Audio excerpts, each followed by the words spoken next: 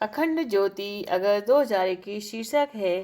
निरर्थक मनोरथों की पूर्ति की दौड़ में उलझते लोग। श्रीमद् भगवद गीता की देव आसु संपद विभाग योग नामक 16वें अध्याय की 13वीं किस्त। युग गीता भाग 255। श्रीमद् भगवद गीता के 16वें अध्याय के 12वें श्लोक पर चर्चा इससे पूर्व की किस्त में की गई थी। इस श्लोक में श्री भगवान कहते हैं कि आसुरी स्वभाव वाली व्यक्ति आशा की सैकड़ों फांसियों में बंधे हुए काम क्रोध के परायण होकर विषय भोगों के लिए अन्यायपूर्वक धन संचय की चेष्टा करते रहते हैं। उन आशाओं को जो व्यक्ति को ऐसा चिंतन प्रदान करती है कि यह कामना पूरी न हो सकी तो क्या अगली अवश्य पूर्ण होगी। ऐसी आशाओं को भगवान श्री कृष्ण फांसियां कहते हैं, क्योंकि वे व्यक्ति को मारती भी नहीं है और व्यक्ति के गले में भी अनवरत पड़ी रहती है। वे कहते हैं कि आसुरी वृत्ति वाले मनुष्यों के मन में विविध प्रकार की कामनाओं की पूर्ति की कल्पनाएं सतत उठा करती हैं और उन्हीं की पूर्ति के लिए वे अनेक आशाएं मन में संजो कर बैठ जाते हैं। आज उनका मन एक विषय भोग की पूर्ति के लिए मचलता है तो कल कहीं दूसरी ओर को खींचने लगता है। एक जगह आशा पूरी न हो जाए तो उनका मन परेशान होता है, पर तब तक वे किसी दूसरी जगह आशा लगाकर बैठ जाते हैं। इस तरह वे कभी भी आशाओं के बंधन से छूट नहीं पाते हैं। इसी को श्री भगवान आशाओं की सैकड़ों फांसियों का बंधन कहते हैं। ये आशाएं अपनी पूर्ति कराने के लिए फिर ऐसी व्यक्तियों को काम और क्रोध के बंधनों में डालती है। कामनाएं पूरी न हो पाए तो क्रोध को जन्म देती हैं और पूरी हो जाने पर अभिमान को जन्म देती है। ऐसे में इन कामनाओं को पूरा कराने के लिए वे अनीति, अनुचित, अन्याय, अनाचार का सहारा लेने में संकोच नहीं करते हैं। विषय भोगों की आवश्यकता से अधिक भोगने के लिए किसी न किसी कुपथ को अपनाना ही पड़ता है। इसीलिए ऐसे आसुरी वृत्ति वाले मनुष्य काम व क्रोध के वशीभूत होकर के अनीतिपूर्वक धन संग्रह की दौड़ में संलग्न हो जाते हैं। यह संपदा पाने की दौड़ उन्हें एक दिन मृत्यु के मुख पर लाकर खड़ा कर देती है, पर तब तक बहुत देर हो जाती है, क्योंकि हाथ में कुछ आता नहीं, परंतु जीवन भर अनीति, अन्याय से किए गए कर्मों का बोझ जरूर सिर पर आ जाता है। आसुरी वृत्ति वाले मनुष्य यूं ही अपने जीवन को गंवा बैठते हैं। ऐसा कहने के बाद श्री भगवान आगे कहते हैं कि इद मध्य मया लब्धमिमं प्राप्स्याय मनोरथा इदमस्तिदमपि मे भविष्यति पुनर्धनम। अर्थात ऐसे व्यक्ति सोचा करते हैं कि इतनी वस्तुएं तो आज मैंने प्राप्त कर ली हैं और अब इस मनोरथ को भी मैं प्राप्त कर ही लूंगा। इतना धन तो मेरे पास ही है, अब इतना धन भी हो ही जाएगा। ध्यान से देखें तो श्री भगवान इन सारे वचनों के माध्यम से इशारा यही कर रहे हैं कि आसुरी व्यक्ति बंधता क्यों है और दैवी संपदा से युक्त व्यक्ति मुक्त क्यों हो जाता है। श्री भगवान कहते हैं कि आसुरी वृत्ति से युक्त मनुष्य इसी दौड़ में उलझ जाता है। संपत्ति का संग्रह करना, बढ़ाना, इकट्ठा करना और फिर उससे भी संतुष्ट न होना, यह जो दौड़ है वह व्यक्ति को उलझाती ही जाती है। जिसके मन में यह लोभ, यह असंतोष भर जाता है, फिर उसे ज्यादा से ज्यादा धन भी कम ही नजर आता है। लोभी को, लालची को, संग्रही को ज्यादा से ज्यादा धन भी कम ही लगेगा, क्योंकि उसके मन में संतोष नहीं है।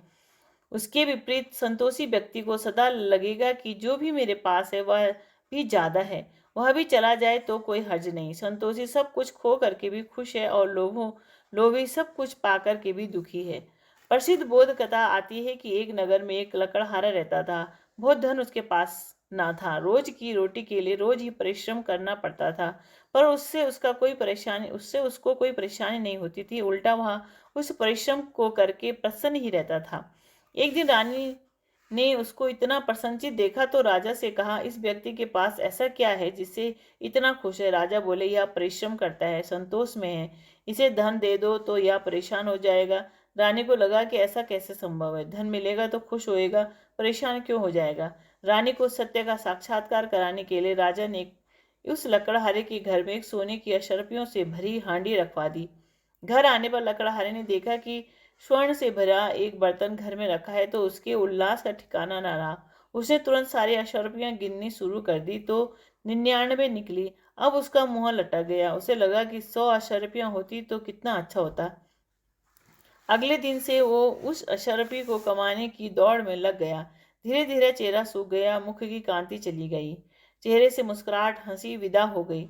अब राजा ने रानी को याद दिलाया कि देखिए महारानी, यह वही लकड़हारा है जो एक पैसा कमाकर खुश रहता था और आज 99 के फेर में ऐसा अटका है कि खुश रहना भूल गया है। आसुरी वृत्ति वाला व्यक्ति मनुष्य कुछ इसी तरह की दौड़ में उलझ जाता है। उसका मन इन्हीं वस्तुओं को पाने की दौड़ में बंध जाता है।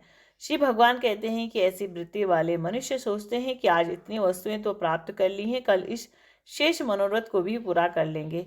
सत्य तो यह है कि वे कल कभी भी नहीं आता है। ऐसा नहीं है कि इस बंधन से मात्र अमीर बंधते हैं, इस बंधन से वे भी बंध जाते हैं जिनके पास धन अभी नहीं भी है। एक को जो मिला है वो कम जान पड़ता है और दूसरा इस आशा में दौड़ा चला जा रहा है कि शायद कल मिल जाए। शाश्वत सत्य तो यही है कि जो अपने को जितना चीज़ों से जोड़ेगा उतने गहरे बंधन में गिरेगा और जो अपने को जितना चीज़ों से तोड़ेगा वह उतना ही मुक्त हो जाएगा। इस संसार मार्ग दो ही है। इस संसार में मार्ग दो ही हैं, पदार्थ का और चेतना का।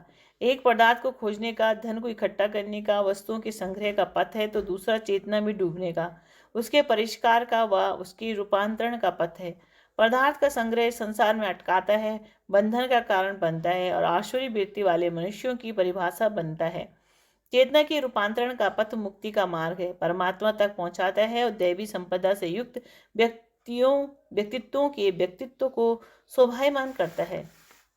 सच पूछें तो धन की खोज इन मनोरथों को पूरा करने की दौड़ बच्चों के खेल से भी ज्यादा नहीं है। बच्चे कंकड़ पत्थर इकट्ठा करके खुश होते हैं तो बड़े सिक्के और नोट इकट्ठा करके खुश हो जाते हैं।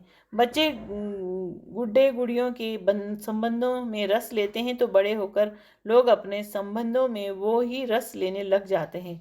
बचपन से लेकर बुढ़ापे तक व्यक्ति ऐसे ही व्यर्थ की चीजों के पीछे भागता रहता है, बस नाम रूप आकार बदल जाते हैं।